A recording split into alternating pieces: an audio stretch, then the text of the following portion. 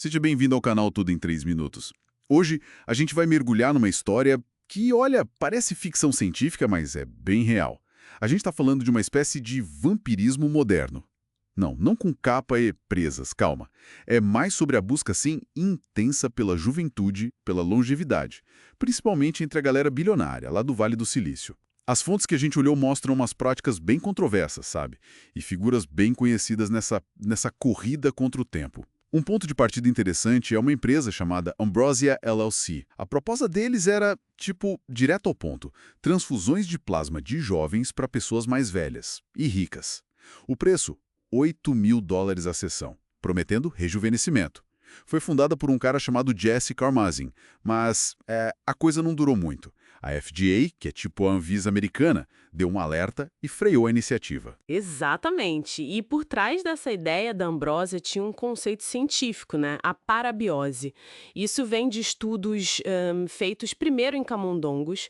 Basicamente, eles conectavam o sistema circulatório de ratos jovens com ratos velhos. E aí observaram que os mais velhos mostravam alguns sinais, tipo de rejuvenescimento, talvez por causa de fatores no sangue jovem que, sei lá, combatem a inflamação ou ajudam a regenerar tecidos. Claro que isso gerou um burburinho enorme, né? E levantou um monte de questão ética sobre o fazer isso em humanos, mas a ideia de colher a juventude, ela meio que pegou, sabe? Pegou mesmo. E falando em ideias que pegam e que envolvem muita, mas muita grana, a gente chega numa figura central nisso tudo, certo? Peter Thiel, cofundador da Palantir, aquela empresa gigante de análise de dados, e o investidor que parece ter um faro para o futuro, ou para tentar mudar o futuro.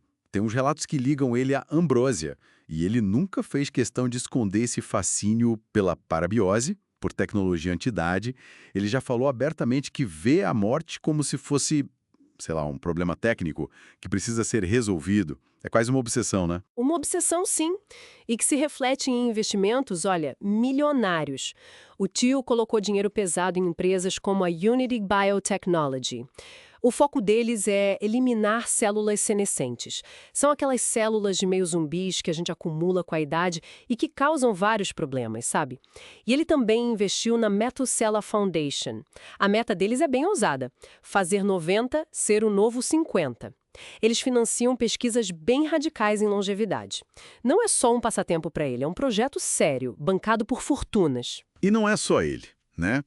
Outros gigantes da tecnologia parecem ter essa mesma visão.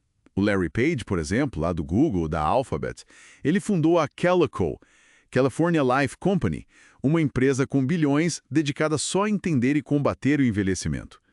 Parece que para essa turma do Vale do Silício, a morte é só mais um bug no sistema que eles querem corrigir. É fascinante e, ao mesmo tempo, um pouco assustador, talvez. Isso mostra bem uma mentalidade muito específica que o Jaron Lanier descreve no livro Quem Controla o Futuro. O Lanier, que conhece esse mundo por dentro, fala dessa crença quase religiosa de que todo limite humano, até a morte, é só um desafio tecnológico. Ele menciona essa fantasia de transformar a elite da tecnologia em, tipo, super-heróis imortais. E a visão do Theo sobre a morte como um bug se encaixa perfeitamente nisso, entende? Não é aceitar a condição humana, é tentar hackear a vida. E essa mentalidade de desafiar a biologia, como o Lanier aponta, ela não fica só nos laboratórios, nos investimentos bilionários. Ela acaba ecoando de umas formas mais viscerais, até meio performáticas na cultura pop, né? A gente vê, por exemplo, a Megan Fox e o Machine Gun Kelly admitindo que bebem o sangue um do outro em rituais. É um exemplo extremo, claro.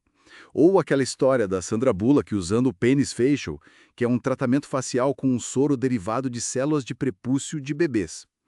São níveis diferentes, óbvio, mas a ideia de usar componentes jovens para um benefício próprio, ela está ali presente. No fim das contas, o que a gente está vendo é uma convergência bem curiosa. Lendas antigas, né, sobre roubar a vitalidade dos outros, tipo vampirismo, parecem encontrar um eco meio distorcido na ciência experimental da parabiose. Isso, por sua vez, mexe com a imaginação e, claro, com os bolsos desses bilionários da tecnologia que são obcecados em vencer a morte.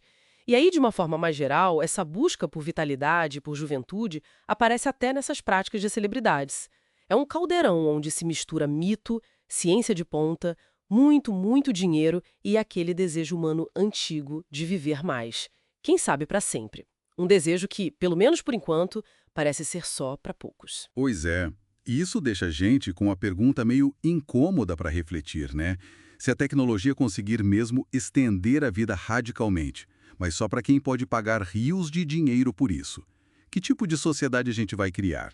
Quais são as implicações éticas de um futuro onde a juventude, a longevidade extra, possa ser comprada, talvez literalmente extraída de outras pessoas? Fica aí para pensar. Comente, curta e compartilhe. Tchau, tchau.